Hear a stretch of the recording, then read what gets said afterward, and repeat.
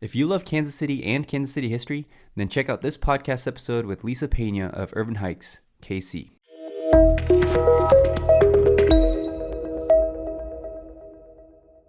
Hey there, welcome to Fountain City. My name is Jaylenn and this is my son Keller. On today's podcast episode, I have Lisa Pena, who is the founder of Urban Hikes KC. Now last year in December, my family and I, my wife and I, and her parents got a chance to go on one of the urban hikes. We went on the Country Club Plaza hike and we really enjoyed it. I thought it was a super great experience. So I thought it'd be great to have Lisa on the podcast and have her tell the story of Urban Hikes KC and why you should go on an urban hike yourself. Check it out. So welcome to Fountain City. Thanks to Lisa Pena for coming on and telling us all about urban hikes. So I got connected with Lisa. It was kind of last December, and I went on an urban hike and absolutely loved it. Brought my wife and her parents, and it was just a fantastic time. We took the Plaza hike, and you had Jenny take us around, and it was just a super fun 4 hours that we did. So I reached out to you and I just kind of wanted to know because my hope is to help people know that small businesses are around and really cool experiences, and we love the Urban Hikes experience. So I think one of the things is maybe you should describe what is Urban Hikes KC. Yeah, well, thank you so much for having me on, and thank you for checking out our Plaza hike. I'm so glad that you got to go with your family, and even it's really cool how there are multiple generations there as well, because and that's one thing that we like to do with our hikes. It's something that is open for so many different ages and so many different interests. So you asked me, what is Urban Hikes Kansas City? Yep. Urban Hikes Kansas City is a business that I started in 2019. Okay. I actually was inspired by somebody who has a business in California. Her name is Alex Kinnan, and she does urban hikes in San Francisco. Okay. And I heard her on a podcast, and I fell in love with the idea. I just thought, wow, Kansas City is growing so much. Kansas City has some good hills. Yeah. There's so much story to tell about Kansas City. There's so much history. There's so much art. And I personally love to hike as well. And I thought, this is something that I need to do. Okay. I started it, and I started with one route, which was in the Crossroads Art District and the West Side, and that was about 5.5 miles long. It was our very first route, and then with time, I created other routes and got other guides on board. As you mentioned, you went on your urban hike with one of our amazing guides, Jenny, and now I have about 7 guides that lead urban hikes, and we do them in all different neighborhoods in Kansas City. We have about 10 different routes that we do, and we really like to highlight the hidden gems in the area. We like to lift up small businesses. We like to share the history, especially the untold history. Yeah. And it's an experience, and so we really hope that people have fun as well, and that's something that people, when they come on our urban hikes, they share that it's really fun too, so that's something that we go for. Yeah, it was tremendously fun, and I did appreciate the history, and I actually looked deeper into it because we live in a area right now that was historically redlined, and so Jenny kind of shed some of the light on like the history of that, and then from that I actually got to visit the redlined exhibit that was at Johnson County Museum. So that kind of sparked a few interests for me of learning the history of, number one, where I live and where I love to call home. So when you first started it with just one route, what did you do before when you were in 2019 and saying, I'm going to take this leap? Yeah, before starting Urban Hikes Kansas City, I worked full-time for Girl Scouts. Okay. Yes, I love Girl Scouts. I actually love the nonprofit world. I have my master's in public administration with a focus on nonprofit management because I like nonprofits so much. And I think really what I like about nonprofits is their vision and how they're making such a difference. Yeah. So that's what I was doing before. And it's not that I wanted to stop the nonprofit world. I just realized that if I wanted my business to grow, that I would really have to focus full time on it. Okay. Was that a kind of a scary leap of faith, or was that just kind of like you had a good, on-ramp to go, or was it just kind of like all right, like, let's do this? It was a scary leap of faith. Originally, when I had the idea, I was still at Girl Scouts, obviously. Yeah. And I remember even sharing in a staff meeting about how I wanted to do this. And it was because it was a staff meeting where we were reading a book and we were having a book discussion. And part of that book discussion was to share some of your dreams and goals. And I was so afraid to share it because I knew it meant that if I do Urban Hikes Kansas City, at some point I won't always be at Girl Scouts. Right. But I got so much support from my fellow coworkers at Girl Scouts, and it really made sense that they supported me, because Girl Scouts is about, empowering women, empowering girls, about entrepreneurship. Yeah. And I felt that when I worked there. I started out though as a side hustle. Okay. So that first year in 2019, I still did continue to work for Girl Scouts. Okay. But then in 2020, that's when I decided that I really needed to focus full time on my business if I wanted to grow. What made you get to that point to say, okay, it's just gotten so big that the demand was so high that you just had to say, okay, we have to stop Girl Scouts and I'm going to do this as my full-time gig? I wish it was that. It was actually that it wasn't growing and Okay. there wasn't a big demand at first, because I wasn't able to spend much time on it. Okay. I was busy. I had my personal life, my work at Girl Scouts, and then I would just give the leftovers to my business. Yeah. And it didn't work. It wasn't growing. So in 2020, when I decided to stop Girl Scouts, of course, we're in the middle of a pandemic. Right. And at first I was like, what am I going to do? We're in stay-at-home orders. Like, this is a time, it's spring. This is the time that I was going to have all kinds of urban hikes. Yeah. But I really worked hard to grow my Instagram, my Facebook, my social media presence. And then once things opened up mid 2020, everyone wanted to do outdoor activities. And that's when I finally started to grow. Okay. So you basically built it kind of organically, grassroots, just by word of mouth, sharing your Facebook page and that kind of stuff.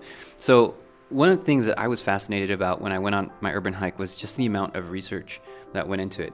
Jenny had a huge stack of cards, and she was kind of reading off of it, and she knew her stuff, obviously, but she just said, hey, it helps me remember all the information that I have to remember, and it was just jam-packed full of research. So how did you begin? Like, was it always something that you kind of were interested in the city and basically kind of had like, okay, I know these types of things, and how'd you piece together all that information?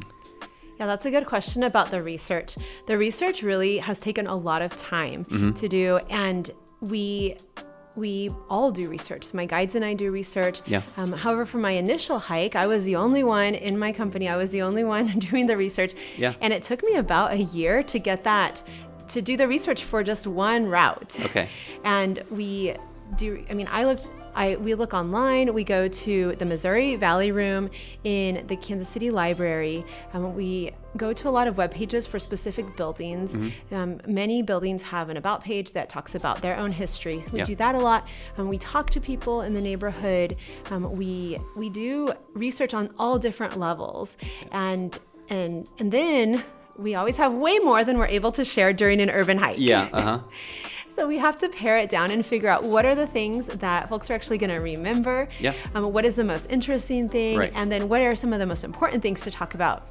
But it's really, the research is probably the hardest part, at least for me, in this business. I can easily walk around or run. I like to run to scope out routes, and I can easily do that and say, oh, this is a really cool place. This is a really cool piece of art. This is a cool way to get there. But taking the time to research is what takes the most time. Yeah, I would imagine. So starting with your first urban hike, what was that one? What was your very first one? Yeah, our first one started at, and we still have it. We've just modified the route a little bit, but it's one of our most popular hikes. It starts at Liberty Memorial, and we talk about Liberty Memorial, and then we walk over and get this iconic view of Kansas City, looking over the Liberty Memorial wall, where you can see Union Station. Right. We've all seen so many pictures from that vantage point. And then we walk down and we walk through Union Station, and sometimes we go up to the third floor and talk about that area there, which is an exhibit area that some people know about, but others don't. We talk about the history of Union Station then. And then we go through the Crossroads Art District, and we walk through alleyways and see murals. We walk then to the west side, and we weave our way through the west side, and there's a really cool bridge on the Riverfront Heritage Trail that we go to. It overlooks the West Bottoms. And then originally we used to go all the way to Case Park, which is, it's just north of there. And then we would weave our way through the Garment District and the Savoy and come back on the streetcar. However, we've changed the route a little bit, where we don't go to Case Park anymore, just because we've changed it a little bit because during the pandemic, some of those areas that we went inside were closed. Yeah. And now we focus more on the west side, but we weave our way through a lot of neighborhoods or streets in the west side and come back. Yeah. How long are these hikes typically? Are they all about the same length? Our hikes are usually 4 to 5 miles. Originally, that first route that I was telling you about that went all the way to Case Park and getting close to River Market was about 5.5 miles, sometimes 6, depending on just depending on which streets we used.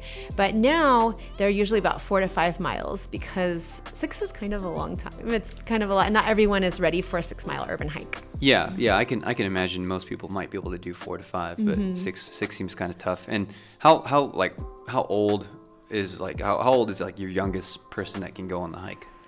We do a lot of hikes with Girl Scouts and Girl Scout troops, and we occasionally have Daisy troops, which is kindergarten and first grade. Really? Yeah. Okay. And our actual youngest hiker ever was my nephew, who was just born in November, and he went on the hike just over a month. It was a plaza hike. Of course, he went in a carrier, and he was bundled up, and he slept the whole time, so we're imagining he loved it. Yeah. But age-wise, where you can actually get something from the hike, I would say for like 5 years old. Okay. However, I've had kids that were 2 to 3 on smaller personal hikes, and then we make it really fast, and we go through just the areas where there's a lot of art, and we stop for ice cream. Yeah. We go on the streetcar, and it's something that's a quick experience, maybe an hour long, right, and half a mile walking, and with those little kids. Yeah. How do you design a hike? So are you thinking of new hikes all the time? Are you kind of like saying, well, now you have like 10 routes, right? Yeah. So that's quite a bit. Is that just something that you're going to kind of run for a little bit? Or are you thinking of how can we improve, hike number 17 or something like that? Yeah. It's a little bit of both. I'm constantly thinking about how we can improve the hikes, and we do improve them with time because there are new businesses, or maybe there's a new mural that's painted, or maybe there is a street that we didn't realize that we could walk on that's really cool. So we do improve them, and then I'm constantly getting new ideas for new hikes. And others in Kansas City are pretty consistently sharing new ideas. Hey, have you thought about this neighborhood or that neighborhood? And usually the answer is yes, I have thought about it, but just for the amount of time that it takes to do the research, that's why we don't have 20 hikes. Sure. Yeah. Is the goal one day to have hikes like throughout the KC Metro, or is it kind of focused on like downtown, midtown area? What are your visions for the future? Yeah, it's focused on, my vision for the future is to have a lot more corporate groups coming out on our urban hikes, because like for staff outings, but to keep the same hikes that we have. I don't foresee having urban hikes like all around, like in the suburbs and all through there, because it's mainly the area that has a lot of really rich history, and that's what I envision. But I know that we will add some more hikes with time. Yeah. Okay. Do you have this may be hard to pinpoint, right? So I won't hold you to it, but maybe right now, what's your favorite hike? Do you have one? I think I have 2. I really like the hike that is our Crossroads West Side hike, which is the first route that I described earlier. And I like that when we go all the way up to Observation Park.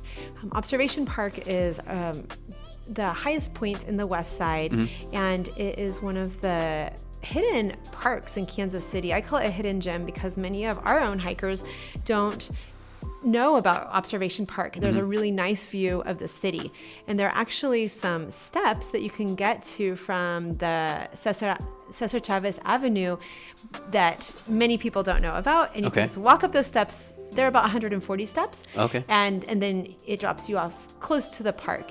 When we go on that route, taking those steps, that's my favorite. But we don't do that consistently. It really depends on the group, and if they're up for a challenge, like a physical challenge, and have the time and the energy, then we'll go that route. And that's when it's my favorite. Okay. And then I would say, though, it ties really closely with our Strawberry Hill hike. Okay. Our Strawberry Hill and our downtown Kansas City, Kansas hike is so good. It's so packed with history, and it's history of immigrant groups that moved here from other countries in in the late 1800s, early 1900s, and you can still see the remnants.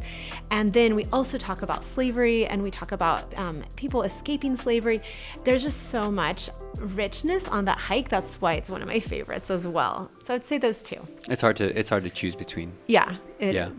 Do you have any like what is your favorite Kansas City fact, like a single fact about the city, whether it's Kansas or Missouri side, or it doesn't matter? Like, is there something that's like extremely interesting that you are just like, that's so fascinating that I learned about that and I love sharing that with people?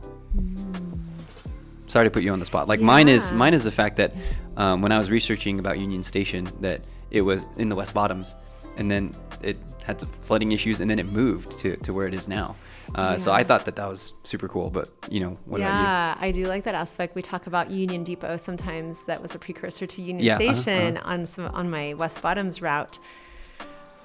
I think one thing that this isn't really cool history, but it's history that I think it's important for everyone to know, is how Missouri was a slave state and Kansas wasn't a slave state. And so there are many enslaved people who went across the Missouri River.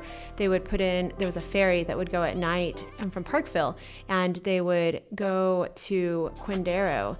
And then that was their first step onto free soil. However, they still weren't completely free, even though Kansas was a free state. But Quindaro was a stop on the Underground Railroad. Wow. And there are still remains of the structures that are there, and we give tours there. We actually just started to give tours there. Our first ones were during 913 Day in September, and now we have 4 guides, 4 of us that give those tours. But that's something that we don't really talk about a lot. In general, just living in Kansas City, we don't really think about it.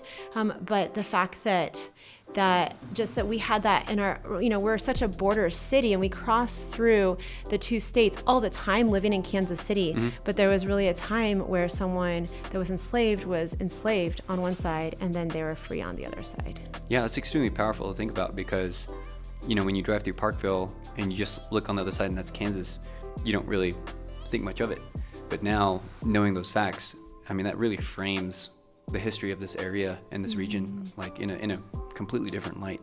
Wow, that's extremely. I think that's one of the reasons that I really enjoyed doing my urban hike, and I look to do a lot more, is because, as I help people move here and as I learn about the area, I want to know the history of the area and what people have been through in terms of living here as a transplant myself. Have you always lived in Kansas City? I have. I'm originally from Kansas City, Kansas. That's where I grew up.